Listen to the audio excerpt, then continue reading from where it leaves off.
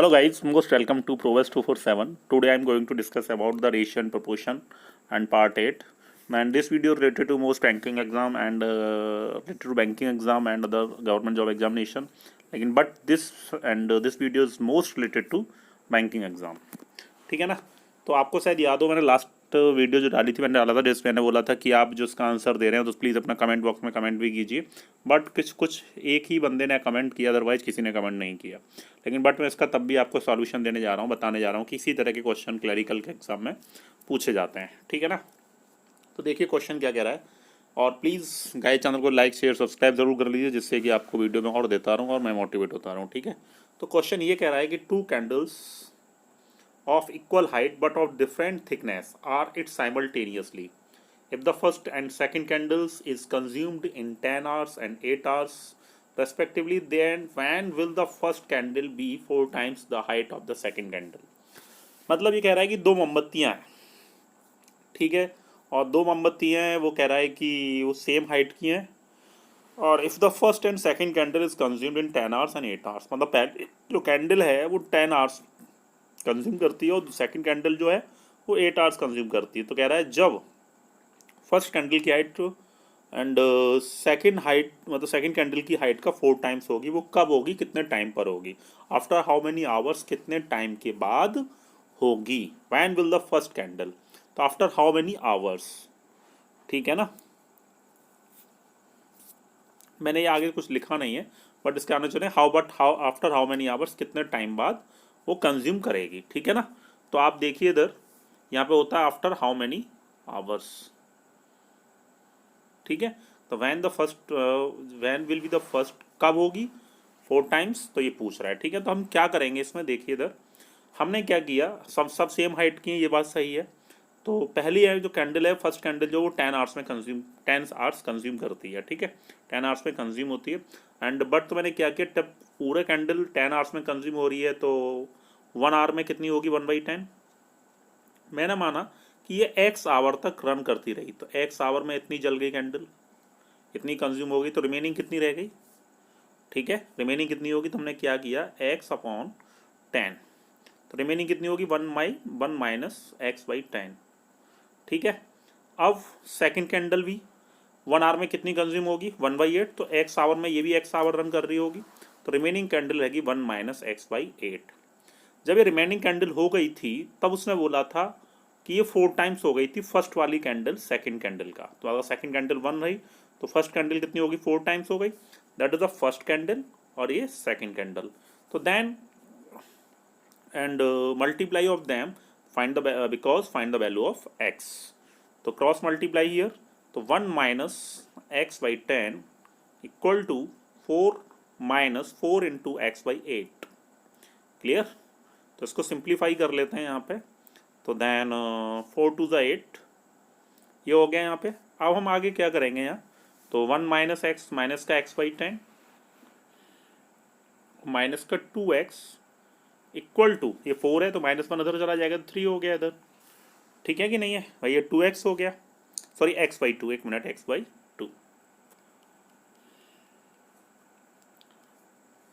x/2। तो इसको सॉल्व कर लेते हैं, तो क्योंकि सॉरी प्लस का x/2 इधर आगे प्लस का हो गया, तो कितना हो जाएगा, एंड एलसीएम ले लेंगे तो 10 एलसीएम आएगा हमारा, तो माइनस का x plus 5x equal to 3। बस हमको सॉल्व करना है जी। तो 4x/10 इक्वल टू 3, तो x इक्वल टू कितना हो जाएगा, 30/4। ठीक है। 4 का डिवाइड कर देते हैं यहाँ पे हम, तो 4 7 ज़ा 28, 4 5 ज़ा 20, तो 7.5, दैट्स माई आंसर। तो option D will be answer, answer will B option D, 7.5 hours. Okay. तो आपको ये क्वेश्चन समझ में आ गया होगा। प्लीज़ वीडियो को वॉच करा करिए, तो पेन पेपर लेके बैठा करिए, तभी आपको चीज़ें समझ में आएंगी। ठीक है ना। तो पेन पेपर लेके बैठा करिए, तभी आपको जब मैं क्वेश्चन करा करूँ तो आप भी साथ में सॉल्व करा करिए, जिससे कि आप क्वेश्चन को समझ सकें। ठीक है। अच्छा, नेक्स्ट क्वेश्चन हमारा क्या कह रहा है, एंड क्वेश्चन ये कह रहा है यहाँ पे कि a stall sells popcorn and chips in a packet of 3 size, large, super and जम्बो।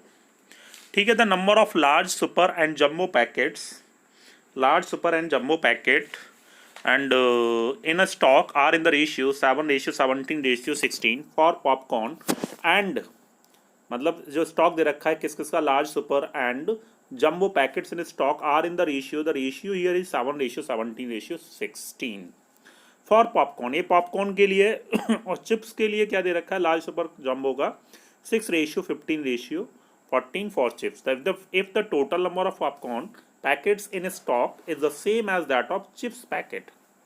मतलब ये कह रहा है कि जो पॉपकॉर्न के total number of popcorn packet के जो टोटल नंबर हैं वो जो इन स्टॉक में the same as that of chips packet, तो उतने ही चिप्स पैकेट के। Then the number of the jumbo popcorn packets and jumbo chips packets are in the ratio. तो दोनों का रेशियो पूछ रहा है, बड़ा इजी क्वेश्चन है। तो पहले पॉपकॉर्न पैकेट की बात करते हैं, जम्बो पॉपकॉर्न पैकेट। तो जब हमने रेशियो कितना हमारा यहाँ पे देखिए, ratio here is 7:17:16 and jumbo is the ratio 16. तो the part of the packet of jumbo in and in popcorn, तो jumbo part here is 16/40 because the total number of packets of for popcorn 14 because 7 plus 17 plus 16, that sum of there is 40. then part of the jumbo packets are 16/14. ठीक है, the ratio and the jumbo chips. अब jumbo chips, ठीक है, तो jumbo chips 6:15:14 for chips. The ratio of the large super and jumbo, तो jumbo part is 14, total part of out of the total part, तो 6 + 15 + 14, तो 15 + 6 21, 21 + 14 that is 35। तो the solve out of this ratio, तो cancel out करते हैं and 7 × 2 = 14, 7 × 5 = and 5 × 8 = or 2 and 7 × 2 = 7 × 5 = 5 × 8 = or 8 × 2 = 16. Then 2 is cancel out, the ratio becomes 1:1. That's my answer. तो answer will be 1:1. That's my answer. तो option will be A. That's my answer. 1:1. That will be answer. Okay. अब next question पे बात करते हैं। next question क्या कह रहा है, तो suppose C1, C2, C3, C4 and C5 are 5 companies. आप मान लिए कि C1, C2, C3, C4 और C5 ये 5 कंपनियां हैं। The profit made by C1, C2 and C3 are in the ratio and 9:10:8. मतलब C1, C2 और C3 जो रेशियो है वो 9:10:8 है। ठीक, देन एंड फिर कह रहा है profit made by C2 and C4 और C5। तो रेशियो कितना है, 18 रेशियो, 19 रेशियो एंड 20। ठीक है, तो C2 की यहाँ पे वैल्यू कितनी है, 10 है, बट यहाँ पे C2 कितना है, 18 है। तो इन दोनों को हम सेम कर लेंगे यहाँ पे, कि सेम करते हैं, क्योंकि यहाँ पे हमारा जो C2 है, C2 दे रखा है 10 और यहाँ पे C2 18 है। तो इन दोनों का हम रेशियो इक्वल कर लेते हैं।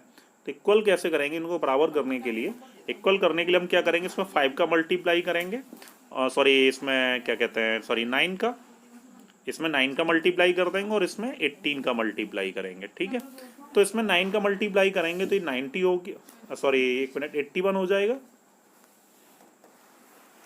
ये मेरा कितना हो गया, यहाँ पे 81 हो गया, यहाँ पे 81 हो गया, देन 90 हो गया और ये 72 हो गया। इसमें 18 का सॉरी इसमें 10 का क्यों, इसमें 5 का मल्टीप्लाई किया हमने, तो 18 5 = 90 हो गया, ये 95 हो गया और 25 = 100 हो गया। तो C2, the ratio of the C2 are equal. Okay, the ratio become C1 will be become C3, C4 and C5। तो 81 रेशियो 90 रेशियो 72 एंड और C4 कितना मेरा 95 है एंड C5 कितना है 100। तो the ratio will be C1 C2 C3, ratio of the C1 C2 C4 and C5 will be 81 ratio 90 ratio 72 ratio 95 ratio 100। तो ratio of their profit, तो C5 has, उसने बोला has C5 has made profit of 19 crore more than C1। जो C5 का profit है वो C1 के profit से कितना ज़्यादा है, 19 करोड़ ज़्यादा है। ओके, तो अब इसमें हम देखते हैं, इतना पहले आप नोट करिए इसको, ठीक है ना। तो हमारा रेशियो इतना आ गया। अब जो हमारा रेशियो है वो कितना है, 81, 90, 72, 95 और 100। अब यहाँ पे उसने ये बोला है कि C1 का जो प्रॉफिट है वो C5 का जो प्रॉफिट है, ये जो प्रॉफिट है वो C1 से कितना ज़्यादा है, ये ज़्यादा है, कितना ज़्यादा, 19। तो 19 इक्वल टू 19 करो, देन 1 इक्वल टू 1 करो। अब उसने पूछा है कि टोटल प्रॉफिट, तो टोटल प्रॉफिट कितना होगा यहाँ पे टोटल प्रॉफिट कितना होगा, ठीक है। तो देखिए टोटल प्रॉफिट यहाँ पे कितना होगा, हमने रेशियो बनाया था वहाँ पे, तो क्या बना था मेरा रेशियो, 100 था, सॉरी कितना आ रहा था हमारा, एंड 81 था। एक मिनट फिर से बनाना पड़ेगा मेरे को क्योंकि ये भूल गया मैं क्या था। तो छोटा छोटा लेते हैं फिर से, जैसे कि C1, C2 और C3, 9 ratio, 10 ratio and 8, and फिर इसमें रेशियो दे रखा है C2, C4, C5 का रेशियो कितना है, 18 रेशियो, 19 रेशियो, 20, ठीक है, 20 हो गए। अब यहाँ पे मेरी C2 की टर्म कितनी है, यहाँ पे 10 है और यहाँ पे C2 कितना है, 18 है। तो इनको बराबर कर लेंगे, तो बराबर हम यहाँ पे कैसे करेंगे इसको, तो देखिए इधर इसमें मल्टीप्लाई कर दिया मैंने यहाँ पे 9 से और यहाँ दे दिया 5 से, तो ये कितना हो गया, यहाँ पे 81, ये 90 हो गया और 72 हो गया, ठीक है। अब 5 का मल्टीप्लाई करो, ये 90 हो गया, 95 हो गया और 100 हो गया। अब यहाँ पे हम देखते हैं रेशियो कितना होगा, C1, C2, C3, C4 और C5 का जो रेशियो होगा वो कितना होगा, C1 कितना है, 81, ये 90 हो गया, ये 72 हो गया और C4 कितना मेरा 95 है और ये मेरा 100 है, ठीक है। यही तो आ रहा था पहले भी। अब हम लोग क्या देखेंगे, उसने यहाँ पे बोला है कि C1 C5 जो प्रॉफिट अर्न करता है वो C1 से 19 करोड़ ज़्यादा करता है। तो C5 कितना है, 100 और C1 कितना है, 81। तो ये इससे कितना ज़्यादा है, 19। तो 19 इक्वल टू 19 करोड़, तो 1 इक्वल टू 1 करोड़। उसने पूछा टोटल, तो इसको ऐड कर लेते हैं कितना आएगा, जिसको ऐड करते हैं तो 195 हो गया। इसको ऐड कर लेते हैं, 1 1 2 3 3 और 5 8, ठीक है। 8 और 9 17, 17 और 7 24, 24 और 9 33 प्लस 3 43। तो 1 इक्वल टू 1 करोड़, तो 43, 8 equal to 43 8 crore, that's my answer. तो आंसर विल बी 438 करोड़, ठीक है ना। तो option will be A answer, that's my answer 438 crore, clear. तो इस तरीके से हम इस क्वेश्चन को सॉल्व करेंगे। जब भी आप पेन पेपर लेकर बैठा कर, वीडियो वॉच करा करिए तो पेन पेपर जरूर लेके बैठा करिए, ठीक है जी। अच्छा नेक्स्ट क्वेश्चन बात करते हैं। नेक्स्ट क्वेश्चन क्या कह रहा है जी, बड़ा इजी है, बड़े आराम से इस क्वेश्चन को हम लोग कर सकते हैं, ठीक है। अच्छा अगले क्वेश्चन बात करते हैं। नेक्स्ट क्वेश्चन क्या कह रहा है, if the harmonic mean between two positive numbers, देखिए क्लरिकल में इस तरह क्वेश्चन आता है एसबीआई क्लर्क में, if the harmonic mean the between two positive numbers is to their geometric mean as 12:13, then the numbers could be in the ratio, okay. So their harmonic mean between two positive numbers is their geometric mean. तो harmonic mean होता क्या है, देखो harmonic mean होता है, अगर मैंने let see two number select कर लिए ए बी, तो हार्मोनिक मीन जो होगा वो ये होगा, कोई नंबर लेट मैंने किए ए बी, ठीक है। तो हार्मोनिक मीन क्या होगा, 2ab अपॉन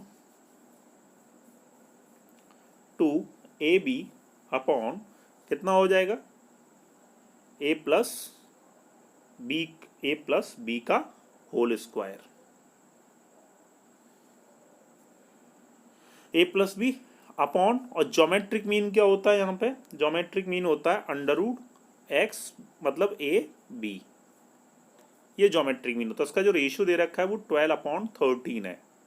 तो मैंने क्या किया, यहाँ पे दोनों साइड का स्क्वायर किया क्योंकि अंडर रूट लगा हुआ है, और जब मैं स्क्वायर कर दूंगा टू साइड्स का तो ए बी तो एक कैंसिल हो जाएगा, 4ab स्क्वायर हो जाएगा ये, क्योंकि ये भी क्योंकि ये अंडर रूट है, अंडर रूट हट जाएगा स्क्वायर से, तो ये ए बी हो गया, तो एक ए बी यहाँ से कैंसिल हो जाएगा, तो 4ab/a+b का होल स्क्वायर इक्वल टू 144/169 ये होगा। 12 का स्क्वायर 144 होता है। तो 4ab की वैल्यू यहाँ पे कितनी आ रही है हमारी, 4ab बराबर 144 है, तो ab की वैल्यू कितनी है, तो ab मेरा कितना हो गया 36। तो इसको जब मैं ब्रेक करूंगा तो 9 4 तो 36 होता है, तो a की वैल्यू क्या हो सकती है 9, b की वैल्यू क्या हो सकती है 4, या a की वैल्यू 4 या b की वैल्यू 9। तो मेरा जो आंसर पॉसिबल होगा वो हो सकेगा आंसर वो 4:9 होगा, क्योंकि a की वैल्यू 4 और b की वैल्यू 9 है, तो मेरा रेशियो कितना हो सकता है 4:9। क्योंकि आप याद रख लीजिए हार्मोनिक मीन होता है 2ab/a+b और ज्योमेट्रिक मीन होता है √ab। अगर मैंने कोई 2 नंबर्स ऐड किए हैं तो मेरा जो हार्मोनिक मीन होगा वो होगा 2ab/a+b, और मेरा जो ज्योमेट्रिक मीन होगा वो √ab होगा, इक्वल टू 12/13 था, तो मैंने बोथ साइड स्क्वायरिंग कर दी क्योंकि अंडर रूट हट जाएगा। जब इसको मैं सॉल्व आउट करूंगा तब ए बी का स्क्वायर होगा, यहाँ पे अंडर रूट तो हट जाएगा, ए बी आ जाएगा, यहाँ ए बी स्क्वायर हो जाएगा, तो एक ए और एक बी कैंसिल हो जाएगा, तो 4ab/a+b का होल स्क्वायर इक्वल टू ये टर्म बनेगी। फिर मैंने क्या किया कि 4ab इक्वल टू मैंने ये वाली टर्म ले ली सपोज करो, तो 4ab इक्वल टू 144 है, तो ab इक्वल टू 36 को मैं फैक्टर करूंगा तो 4 × 9 आएगा। अब यहाँ पे मैं सेटिस्फाई करके देख सकता हूँ 4 + 9 कितना होता है 13 होता है। अब 13 का स्क्वायर 169 ही तो होगा, ठीक है ना, तो मेरा सेटिस्फाई करेगा, तो मेरा आंसर कितना आएगा 4:9। क्लियर। अच्छा नेक्स्ट क्वेश्चन बात करते हैं। देखो बड़ा सा क्वेश्चन है, और इस तरह क्वेश्चन बैंक मतलब पीओ के एग्जाम में पूछ लेता है प्री के एग्जाम में, ठीक है। क्वेश्चन क्या कह रहा है, डायरेक्शन ये कह रही है कि study the following information carefully and answer the question based on it. अब क्वेश्चन पर थोड़ा हमें ध्यान से पढ़ना पड़ेगा, यहाँ क्वेश्चन थोड़ी मेहनत करनी पड़ेगी, और कुछ नहीं है इस क्वेश्चन करें, बड़ा इजी है। Alfano's on his death bed keep half his property for his wife. Alfano ने से अपनी मतलब मौत हो जाने पर, डैड हो जाने पर, मतलब खुद बंदा मर जाता है, मर जाने पर वो अपनी आधी प्रॉपर्टी अपनी वाइफ को दे देता है, and the divide the rest equally among his 3 sons, और बची हुई प्रॉपर्टी को बराबर बराबर अपने 3 बेटों में बांट देता है। बेटे हैं Van, Carl and Dave. Some year laters, कुछ समय बाद Van dies leaving half his property. कुछ समय बाद वैन भी मर जाता है, वैन, और जो वैन है वो मर जाता है तो अपनी क्या करता है आधी प्रॉपर्टी टू हिज विडो को दे देता है, and half to his brother Karl and Dave, और बची हुई आधी प्रॉपर्टी दोनों को बराबर बराबर कार्ल और डेव को दे देता है, shared equally. Okay, when the Carl makes his will he keeps half his property for his widow and the rest he bequeaths मतलब होता वसीहत, एंड रेस्ट जो है to his younger brother Dave को दे देता है। When Dave dies some year laters, कुछ साल बाद डेव भी मर जाता है, और वो क्या करता है अपनी प्रॉपर्टी अपनी विडो के लिए हाफ प्रॉपर्टी और रिमेनिंग जो प्रॉपर्टी अपनी माँ को दे देता है। माँ का मतलब कि अल्फानो की वाइफ, उसको दे देता है। द मदर नाउ, अब मदर के पास जो प्रॉपर्टी है वो ये प्रॉपर्टी है 1 लाख कितनी है, सॉरी 15,75,000। तो let's us assume that Alfonso's total property was x। उसने क्या किया, यहाँ पर टोटल प्रॉपर्टी x थी अल्फानो के पास, तो what was the worth of the total property, तो टोटल प्रॉपर्टी की कॉस्ट क्या है इस टाइम। तो देखिए इधर हम क्वेश्चन को कैसे सॉल्व करेंगे, बड़ा इजी है। देखिए इसे बना देता हूँ, अगर पढ़ लिया होगा क्वेश्चन या स्क्रीनशॉट ले लीजिए तो आप इसको समझिएगा। हमने क्या किया, देखिए इधर हमने यहाँ पे लिया एक अल्फानो है, अल्फानो को ए से बना दिया, ठीक है, और विडो मतलब उसकी वाइफ है, देन मदर का कॉलम दे दिया। फिर कौन कौन था यहाँ पे, वैन था, कार्ल था और डेव था, और ये टोटल हिस्सेदारी, ठीक है, टी से टोटल। हमने क्या किया, इसने टोटल प्रॉपर्टी x मानी है, तो मैंने x की जगह क्या किया, उसको कंसीडर कर लिया कुछ और, ठीक है, तो अल्फानो की पहले बात करते हैं। अभी अल्फानो है ना, यहाँ पे अल्फानो की बात करेंगे। पहले अल्फानो के बारे में बात सुनते हैं। तो हमने टोटल प्रॉपर्टी एक्स थी, तो मैंने एक्स की जगह क्या किया, यहाँ पे एक्स की जगह मैंने 96 मान लिया कि टोटल प्रॉपर्टी सपोज करो 96 है। क्यों? क्योंकि आधी आधी कर प्रॉपर्टी तो मैंने 96 मान ली, क्योंकि हाफ का मल्टीपल है। अब 96 का हाफ प्रॉपर्टी उसने विडो को दे दी, मतलब विडो अपनी वाइफ को। ठीक है, तो वाइफ को दे दी आधी प्रॉपर्टी, तो 96 का हाफ कितना होगा, 48। अब बची हुई आधी प्रॉपर्टी अपने तीनों बेटों को दे दी, वैन, कार्ल और डेव को। तो 48 बची, तो 48 को 3 भागों में बांटेंगे, तो 16 16 16 16 की हिस्सेदारी बनेगी। ठीक है, फिर क्या होता है, अब कुछ टाइम बाद वैन की भी डेथ हो जाती है। किसकी? वैन की भी डेथ हो जाती है कुछ टाइम बाद। तो जब वैन की डेथ हो जाती है कुछ टाइम बाद, तो फिर क्या होता है, अब यहाँ पे देखते हैं। अब वैन मर गया। अब वैन मर गया तो वैन की प्रॉपर्टी, तो भाई वैन के पास तो इस टाइम अभी कितना है, 16 है। अब 16, एक मिनट रुकिए, 16 प्रॉपर्टी है। अब 16 का आधा उसने अपनी वाइफ विडो को दे दिया, तो 16 का आधा कितना होगा इस टाइम, एंड देखते हैं। 16 का आधा 8 हो गया। अब बचा 8, तो उसने किस किस को दे दिया, दोनों भाई को, कार्ल्स को और डेव को। तो 8 का आधा कितना होगा, 4, 4 इसको दे दिया। अब कार्ल के पास प्रॉपर्टी हो गई टोटल 16 और 4 20। ये कार्ल के पास टोटल प्रॉपर्टी 20 हो गई, 16 और 4 20। अब 20 प्रॉपर्टी है, 20 का आधा उसने विडो को दे दिया और बचा हुआ आधा इसने डेव को दे दिया। ठीक है जी, डेव को दे दिया। अब क्या हुआ यहाँ पे आगे, इसको देखते हैं। इसको फिगर को बना ली जरूर लीजिएगा, जिससे कि आप हर क्वेश्चन कर सकें। ठीक है ना, तो अब 10 इसके पास, डेव के पास प्रॉपर्टी टोटल कितनी है, 16 और 4 कितना होता है, 20, 20 प्लस 10 30।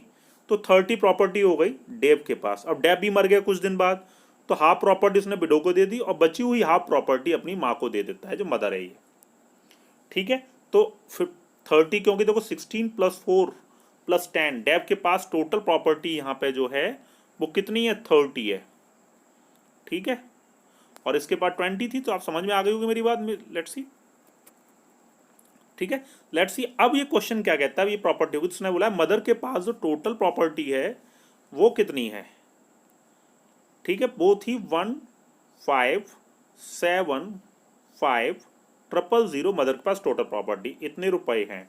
अब मदर के पास प्रॉपर्टी कितनी है, देखो 15 प्रॉपर्टी दी थी, और अल्फानो की बीवी तो माँ हुई, तो 15 प्लस 48 63।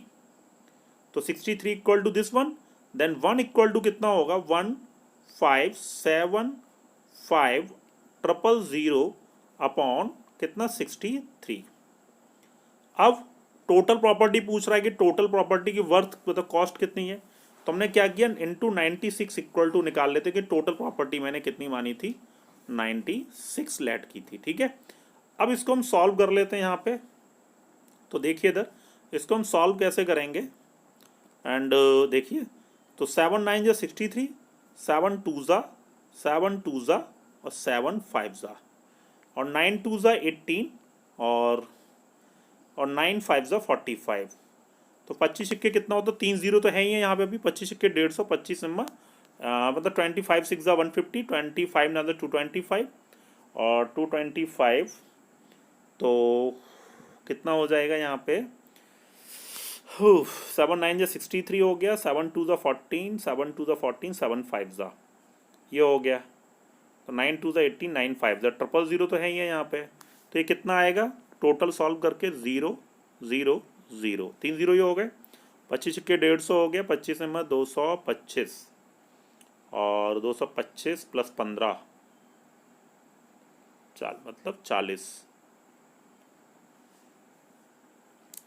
25 6 कितना आएगा तुम्हारे पास 150 होता है, 15 कैरी हो गया, 25 ना 225, 225 प्लस 15 तो हो गया 24, 10 2 और 1 3 4।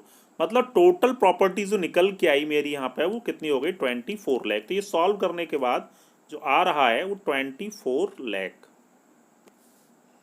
है ना, यही तो आ रहा है कि ठीक है ना। तो जो हमारा यहाँ पे आंसर होगा वो कितना आएगा, वो ये आएगा आपका 24 लाख। तो टोटल प्रॉपर्टी की जो कॉस्ट है वो हमारी है कितनी है, टोटल एंड देख लिया आपने 24 लाख की है। इतना नोट कर लीजिए पहले आप।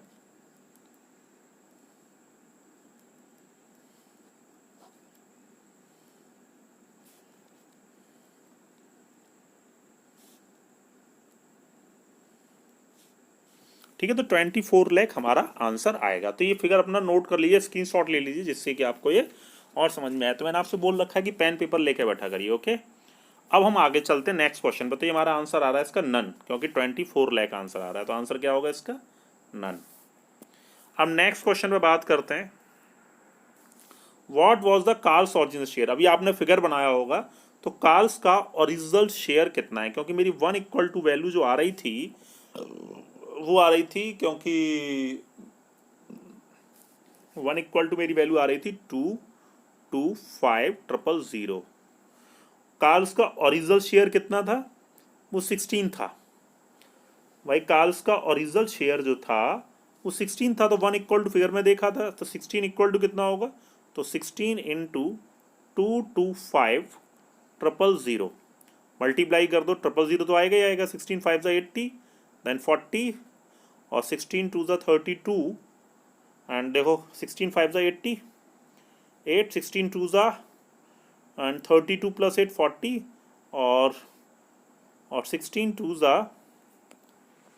1 इक्वल टू मेरी वैल्यू, सॉरी ये कहाँ आ रही थी, 1 इक्वल टू आ रहा था मेरा, सॉरी ये देखो क्यों 1 इक्वल टू आ रहा था, क्योंकि 9 4 45, सॉरी 9 2 18, क्योंकि ये था 1 इक्वल टू मेरी वैल्यू ये थी, मैं बताऊँ आपको, 1575000 अपॉन 63, तो 7 9 63, 7 2 7 2 7 5, तो 9 2 9 5। ठीक है, तो 1 इक्वल टू वैल्यू आ रही थी मेरी 45,000। अब कार्ल्स का शेयर पूछ रहा है, तो 16 इक्वल टू कितना होगा? तो 16 इंटू 45,000, तो 16 5 80, और 16 4 32 प्लस 8 40, तो मेरा आंसर आएगा 4 लाख, मतलब 1 लाख। तो जो कार्ल्स का ओरिजिनल शेयर था वो 4 लाख था, तो मेरा पहला ऑप्शन होगा। ओरिजिनल शेयर 16 था, देखिएगा टेबल बनाई थी मैंने जो, उसमें आप वो देखिएगा। ठीक है, तो इसका आंसर आ गया 4 लाख। अब हम नेक्स्ट क्वेश्चन में बात करते हैं। अगला क्वेश्चन क्या है, सेम डायरेक्शन है, सेम सब कुछ है इसकी। कह रहा है what was the ratio of the property owned by widow of 3 sons, मतलब तीनों की पत्नियां जो थी विधवा, उन पे कितनी कितनी प्रॉपर्टी थी। तो मैंने आपको टेबल बनाई थी। तो पहली वाली जो थी वैन की वाइफ जो थी विडो, वैन, कार्ल और डेव की जो विडो थी, तो वैन का कितना शेयर आ रहा था? 8, कार्ल का 10 और डेव का 15। तो रेशियो क्या आएगा? 8:10:15, ये हमारा आंसर होगा। तो option B that's my answer. ठीक है, तो इस तरीके से हमने ये आंसर निकाल लिया। नेक्स्ट क्वेश्चन क्या कह रहा है कि A B and C are 3 positive integers such that A and B in the ratio 3:4। तो ए रेशियो बी कितना है? 3:4 है, और बी रेशियो सी कितना है जी? 2:1 है। ठीक है, तो ए बी सी का रेशियो हम निकालेंगे, तो वो क्या आएगा यहाँ पे? 3 2 6। तो भाई पूरा ऑल इंडिया जानता है इसका रेशियो निकालना, तो 3 2 6, 4 2 8, और 4 1 4। तो इसको सॉल्व कर भी सकते हैं, 2 से कैंसिल आउट कर लेते हैं रेशियो को। 2 3 2 4 2 2। तो मेरा रेशियो आएगा 3:4:2। तो ए प्लस बी, तो ये कह रहा है कि which one of the following is possible value of A plus B plus C. तो A plus B plus C, A plus B plus C, तो 3 + 4 + 2, तो 7 और 2 9। तो सम ये आ रहा 9। तो पॉसिबल वैल्यू क्या हो सकती है? जो वैल्यू इसमें से 9 से डिविजिबल हो जाएगी वही मेरा आंसर होगा। मैं 201 में अगर मैं 9 का डिवाइड करूंगा तो कैंसिल आउट नहीं होगा, तो 201 नहीं हो सकता। 9 का डिवाइड इसमें करूंगा 205 में, ये भी नहीं हो सकता। 207 मेरा डिविजिबल होगा। तो मेरा आंसर क्या होगा? सी ऑप्शन होगा, क्योंकि 9 से जो डिविजिबल होगा वही मेरा आंसर होगा, क्योंकि पॉसिबल नंबर पूछ रहा है। ओके, चलिए नेक्स्ट क्वेश्चन बात करते हैं जी। कह रहा है a body at temperature 80 degree Fahrenheit is placed in a room of constant temperature 50 degree Fahrenheit. At a time t equal to 0। Okay, मतलब जब body at temperature 80 degree placed in a room, constant temperature 50 degree Fahrenheit at time t equal to 0, ठीक। At the end of 5 minutes the body has cooled at a temperature of 60 degree 70 degree Fahrenheit. Newton's law of cooling state that the rate of the change of the temperature of the cooling body is proportional to the difference between the temperature of the body and the constant temperature of the medium surrounding the body। Okay, तो आपको पता होगा जी, अब Newton law के इसने बोल रखा है कि the rate of the change of temperature of cooling body is proportional to the difference between the temperature of the body. तो ये हमारी कंडीशन क्या बनेगी यहाँ पे, उसने बोला 50 degree Fahrenheit t equal to 0 हो तो देखो ये कंडीशन बनाते हैं, तो t minus 50/30 equal to e की पावर माइनस एक्स टी ले लेते हैं, ठीक है। अब यहाँ पे बोला है पुट, अगर उसने बोला है 5 मिनट हो तो स्मॉल t इक्वल टू 5 और capital T eight the end of 5 minute बोला है द कूल बॉडी है टेम्परेचर 70 डिग्री। जब टेम्परेचर 70 डिग्री है तो कैपिटल T में ले लिया 70। अब यहाँ पे कैपिटल T की वैल्यू रखता हूँ मैं 70 माइनस 50/30 इक्वल टू e की पावर माइनस एक्स और स्मॉल t कितना यहाँ पे 5, तो 5x हो गया। अब जब e की पावर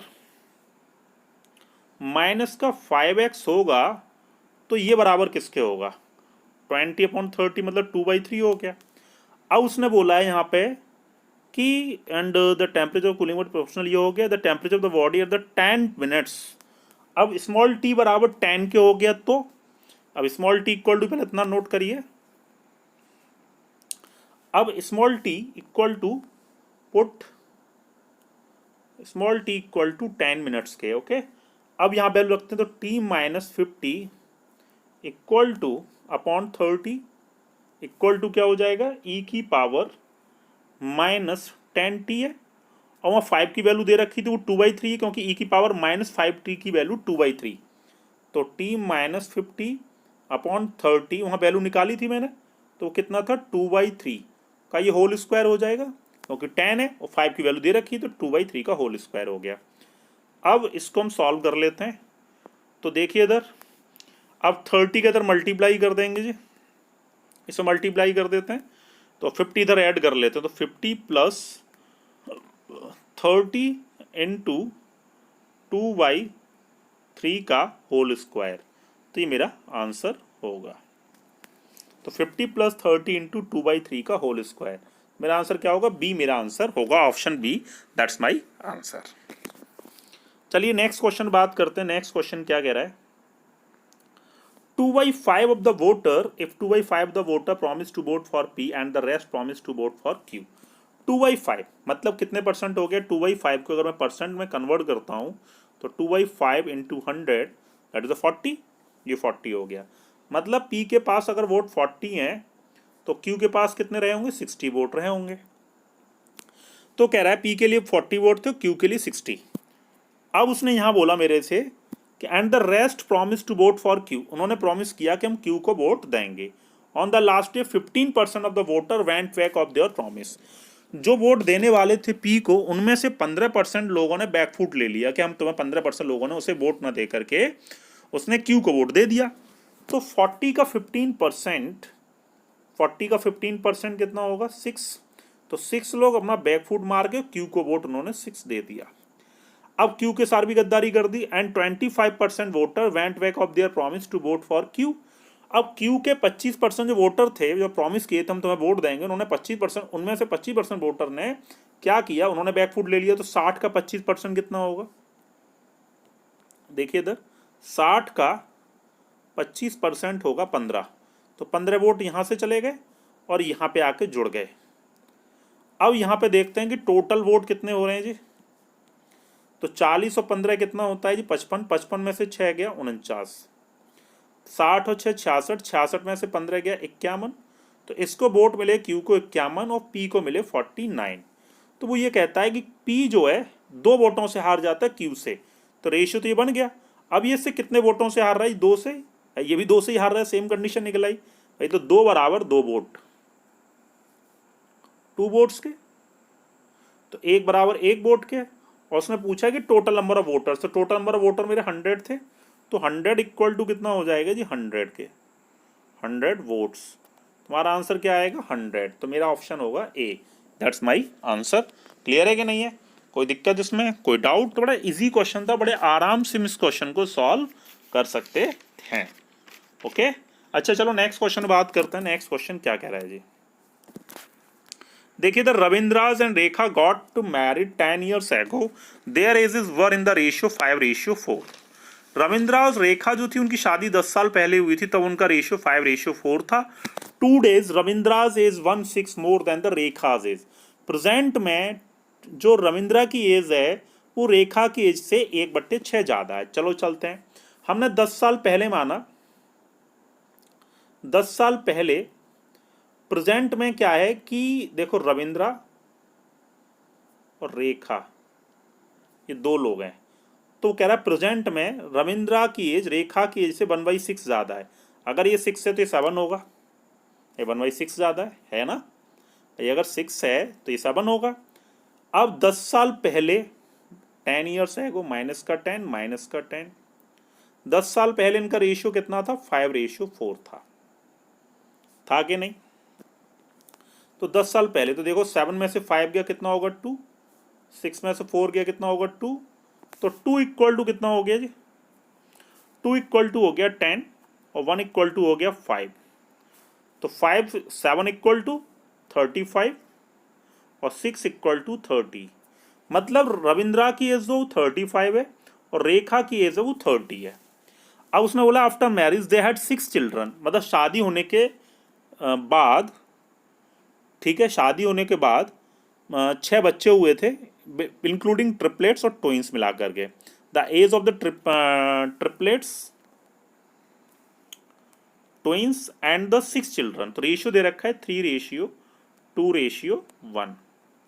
तो what is the largest possible value of the, अब एक बात, और शादी जो मतलब 10 साल पहले शादी हुई थी, तो ये ऐसा तो है नहीं कि मतलब जिस दिन शादी उस दिन बच्चा पैदा हो जाता, नहीं ना। तो हमने मान लिया कि 1 साल में बच्चा पैदा हुआ होगा, तो सबसे बड़ा बेटा उसका 9 साल का रहा होगा। भाई सबसे बड़ा बेटा कितने साल का रहा होगा, 9 साल का रहा होगा, ठीक है जी। तो हमने क्या किया यहाँ पे, तो 1 इक्वल टू 9 years, ठीक है। अब 9 साल के 1 इक्वल टू 9 years, तो 3 इक्वल टू कितना हो जाएगा, देखो 3 इक्वल टू 9 years, तो 1 इक्वल टू 3, 2 इक्वल टू 6 और 1 इक्वल टू 3, ठीक है, हमने ये ले लिया। ओके, तो अब यहाँ पे देखो 3 बेटे हुए, अब इतना हम इसको कंसीडर करते हैं, इतना नोट कर लीजिए। अब आगे चलते हैं, तो देखिए इधर रविंद्रा जो था 35 का था, रेखा जो थी वो 30 की थी। अब बड़ा बेटा तो ट्रिपलेट्स थे, तो 3 थे, तो 9 साल के 3 बच्चे ये हो गए, और 6 साल के 2 बच्चे वो हो गए, क्योंकि आ रहा था कि नहीं, प्लस एक बच्चा हमारा रहा 3 साल का, तो इसको ऐड कर लेते हैं। तो 35 प्लस 30 प्लस 27 प्लस 12 प्लस 3, तो 12 प्लस 3, तो 35 प्लस 30 65 प्लस 27 प्लस 12 प्लस ये, तो 5 प्लस 0 5 प्लस 7 12, 12 और 2 14 प्लस 3 17, देन 1 3 4 7 2 9 प्लस 1 10, तो टोटल सम जो निकल के आएगा 107 ईयर आएगा, ये हमारा आंसर होगा। तो answer will B, option will B D, ठीक है। तो दैट्स माय आंसर डी, तो answer will B 107, that's my answer. Okay, चलिए नेक्स्ट क्वेश्चन बात करते हैं। अगला क्वेश्चन क्या कह रहा है, क्वेश्चन ये कह रहा है नेक्स्ट क्वेश्चन कि out of the 2/3 of the total matches, total number of basket matches, and a team has 70 matches and lost of 3 of them, what is the maximum number of matches that the team can lose and still win more than 3/4 of the total number of matches if it is true that no match can be end in tie। मतलब 2/3 matches हैं जिसमें वो 17 match जीत चुका है और 3 match हार चुका है, तो 17 और 3 मिलाकर के टोटल मैच हो गए 20, जिसमें 2/3 थे, 2/3 इक्वल टू 20 के, तो 1 इक्वल टू 30, ठीक है। तो टोटल मैचेस थे हमारे 30 मैचेस थे। अब वो ये कह रहा है कि इसमें ये कह रहा है कि still win more than 3/4 of the total number of matches, तो 30 का 3/4 निकालूंगा मैं, तो कितने मैच आएंगे, 30 का 3/4, तो 4 7 जा 30, तो 22.5, मतलब 22.5 मैचेस, मतलब मैंने मान लिया कि 23, मतलब कम से कम वो जो है 20 उनमें से 33 मैच तो जीता होगा कम से कम। कितने मैच जीता होगा, 33 मैच जीता होगा। अब 33 में 17 मैच जीत गया, ठीक है, तो बचे कितने मेरे पास, तो इधर 6 रह गए, 3 मैच उधर हार गया था, ठीक है, तो 10 मैच मेरे रिमेनिंग रह गए भाई, 10 मैच रह गए, तो 23 तो ये हो ही गए, और 17 वो थे, तो 17 में से मेरे जो 6 मैच, सॉरी 33 मैच, 23 में से 17 मैच चले गए, तो 6 मैचेस, और 3 उनमें से हार गया, तो 3 मैचेस रह गए, तो रिमेनिंग मेरे पास 10 मैचेस रह गए। तो आउट ऑफ द 10 मैचेस में से कम, मतलब जो मैक्सिमम जो है वो 4 मैच अधिकतम हारेगा। कितने मैच हारेगा, तभी वो टाई हो पाएगा। ओके, तो कितने मैच हारेगा, 4, तो आंसर मेरा क्या होगा, ए। क्लियर है कि नहीं है। नेक्स्ट क्वेश्चन बात करते हैं। A student gets an aggregate of 60% marks in 5 subjects, ठीक है, इन 5 subjects are in the ratio 10 ratio 9 ratio 8 ratio 7 ratio 6, ठीक है ना। अब इसको मैं ऐसा करता हूँ, कह रहा है पासिंग मार्क्स ऑफ 50%, मतलब जो टोटल 5 सब्जेक्ट में मार्क्स मिला करके हैं, तो मैंने मान लिया सभी के मार्क्स 10 में से आए होंगे। कितने में से, 10 में से। भाई कह रहा है ना 5 सब्जेक्टों में 60% मार्क्स है, जिनका ratio 10 ratio 8 9 ratio 8 ratio 7 ratio 6 है। लेकिन कह रहा है if the passing marks of 50% of the maximum marks, passing marks जो है वो मैक्सिमम मार्क्स का 50% है, और हर सब्जेक्ट के मैक्सिमम मार्क्स इक्वल हैं, तो कितने सब्जेक्टों में वो पास हुआ होगा। ठीक है, तो मैंने मैक्सिमम मार्क्स कंसीडर कर लिए, इसका 10, इसका भी 10, इसका भी 10, इसका भी 10, और इसका भी 10, तो टोटल मार्क्स कितने हो गए, 50। और 50 में से मार्क्स कितने मिले, 10 + 9 + 8 + 7 + 5, दैट इज 40x। मैंने 10x 9x ये मान लिए। परसेंटेज में कन्वर्ट करूंगा तो इंटू 100 कर दूंगा, और ये परसेंट बराबर किसके है, 60 के है। तो इसकी मैं यहाँ से x की वैल्यू निकाल लेता हूँ। तो 52 ज़ा, और ये 30 हो गया, 0 0 कैंसिल हो गया, ये 2 बार गया, ये 30 बार गया। तो x की वैल्यू जो आएगी यहाँ पे, एंड कितनी आएगी, 30, तो x बराबर जो आएगा निकल के हमारा, वो कितना आ सकता है, 50 दूनी 100, 2 बार गया, ये 30 हो गया, तो 40/50, सबको मैंने 50 कंसीडर किया है, तो 3/4 मतलब 0.75,